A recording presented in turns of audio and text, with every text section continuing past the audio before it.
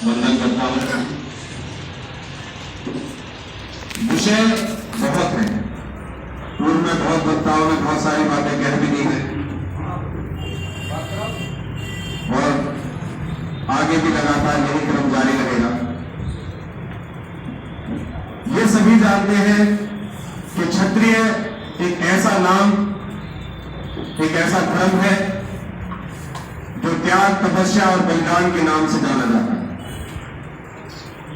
अब तक इस समाज की रक्षा करने का जो काम किया है वो क्षत्रिय समाज ने किया है। क्षत्रिय धर्म को अग्रणी मानते हुए सदैव हमारे बुजुर्गों ने, हमारे पूर्वजों ने अपने प्राणों की आहुतियां दी। लेकिन अब जमाना आहुतियां देने का नहीं, अब कलम की ताकत का जमाना है। पिछले 18 वर्षों से पत्रकारिता करता रहा। समाज में छुपी हर कुरीति को समाप्त करने का भरसक प्रयास किया गया। कोशिश की कि न सिर्फ क्षत्रिय समाज की बल्कि हर उस वर्ग की पीड़ा वेदना को सरकार और सिस्टम तक पहुंचाया जाए जो आज दबे हैं, कुचले हैं, पिछड़े हैं। इतने सबके बावजूद भी क्योंकि क्षत्रिय खून मेरी रसों में, मर्दों में बहता है, कहीं ना कहीं प्रयास रहा होगा कि मैंने किसी भी सूरत में अपने समाज का अहित नहीं होने दिया। अपने समाज की बात को आगे उठाने की कोशिश की, लेकिन साथ साथ कभी यह भी नहीं भूला कि क्षत्रिय समाज की विजय तभी होगी जब हमारे साथ जुड़ा हुआ हर वर्ग खुशहाल रहेगा, हर व्यक्ति खुशहाल रहेगा। ज्यादा जरूरी हो जाता है कि हम उन बातों को कभी ना भूलें जिनके दम पे हम खड़े हैं।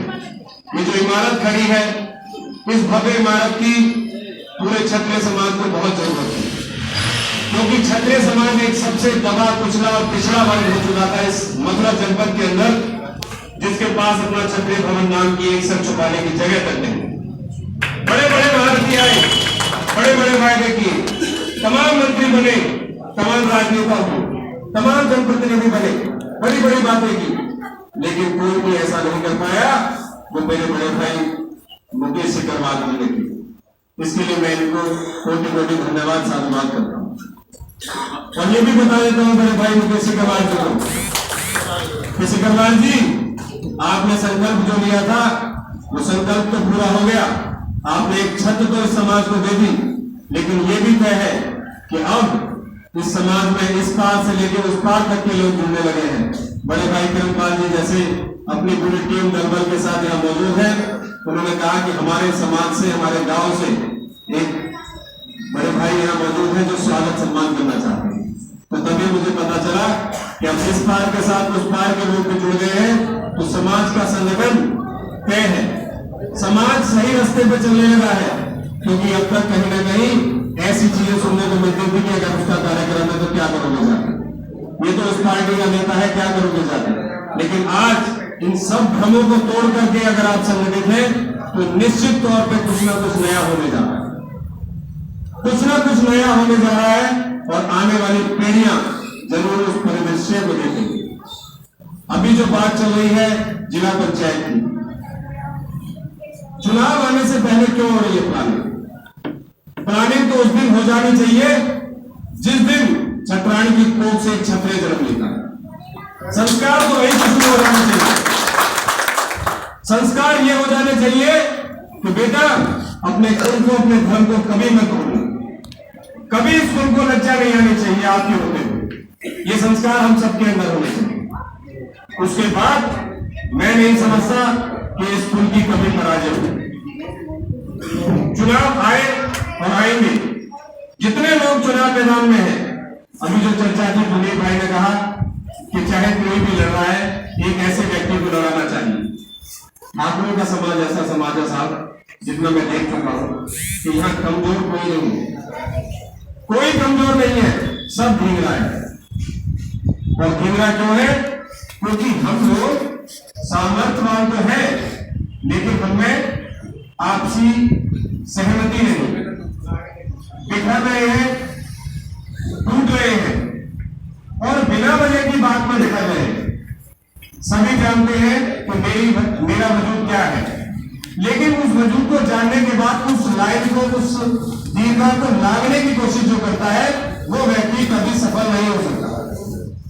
निश्चित तौर पे हमें एक इंजन की आवश्यकता है, हमें एक इंजन बनाना पड़ेगा, हमें एक व्यक्ति को अपना इंजन मानना पड़ेगा। वो चाहे परिवार का इंजन हो, वो चाहे समाज का इंजन हो, वो चाहे जिले का हो, चाहे वो प्रदेश और देश का इंजन हो। जब तक आप लोग किसी एक को मुखिया नहीं मानेंगे, तब तक आप किसी भी संगठन की कल्पना नहीं कर सकते। अभी यहाँ पर जो जितने भी मेरे भाई बैठे हैं, चाचा ताऊ बुजुर्ग बैठे हैं, सभी लोग एक सुर में बोल रहे हैं, लेकिन कितनी देर तक ये बात याद रखेंगे, विषय इस बात का है। अगर हम लोग सही मायने में संगठित होकर रहेंगे तो निश्चित तौर पे हर वो उपलब्धि आपके पास होगी जिसकी तलाश आप लोग कर रहे हैं, हर वो मुकाम आप हासिल कर लेंगे जिसकी आपके समाज को आवश्यकता है। तो मेरा सिर्फ इतना सा निवेदन है, क्योंकि यहाँ पर बुजुर्ग हैं, मेरे हम उम्र नौजवान साथी में ज्ञान पढ़ाने की आवश्यकता नहीं, सब पढ़े लिखे, क्योंकि चौपालों पे जाकर के मैंने बहुत कुछ देखा है, वहां हर व्यक्ति ज्ञान देता है। ज्ञान देने से ज्यादा ज्ञान लेने की आवश्यकता है हम लोग। अगर हम ज्ञान को लेने के बाद उस पर चलने लग जाएंगे तो कोई आपका बाल बाका नहीं कर पाएगा।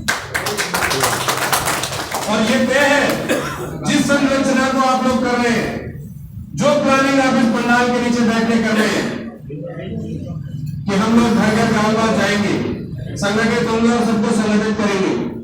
अगर समाजों की बात करें तो ऐसे बहुत समाज हैं जिनको हम दबा कुचला और छोटा मानते हैं, जो इस संरचना को बहुत पहले कर चुके हैं। हम उस मामले में बहुत पीछे हैं, लेकिन हम बुद्धिजीवी हैं, हम सामर्थ्यवान हैं और हम सक्षम हैं।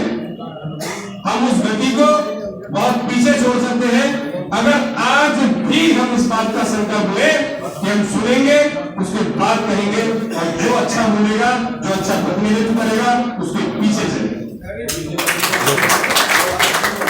और अंतिम लाइनों में से भी एक बात करूंगा, वार्ड नंबर 25 से आपका भाई, आपका बेटा, मैं खुद प्रकाश सिंह इस बार चुनाव मैदान में उतरना चाहता हूं, लेकिन इस मंच में हुई तमाम बातों से पहले मैं एक निवेदन चाहता हूं कि अगर आप सभी सरदारी की सहमति होगी तो चुनाव मैदान में लड़ूंगा, अन्यथा जो आपका आदेश निर्देश होगा उसको मानूंगा। वार्ड नंबर 25 से गांव मेरा छठीगढ़ा है, छठीगढ़ा के आसपास का एरिया आता है। उन्हें निवेदन कि अगर मेरी सरदारी कहेगी तो लड़ूंगा, अन्यथा जो सरदारी का आदेश होगा उसको सबसे पहले मैं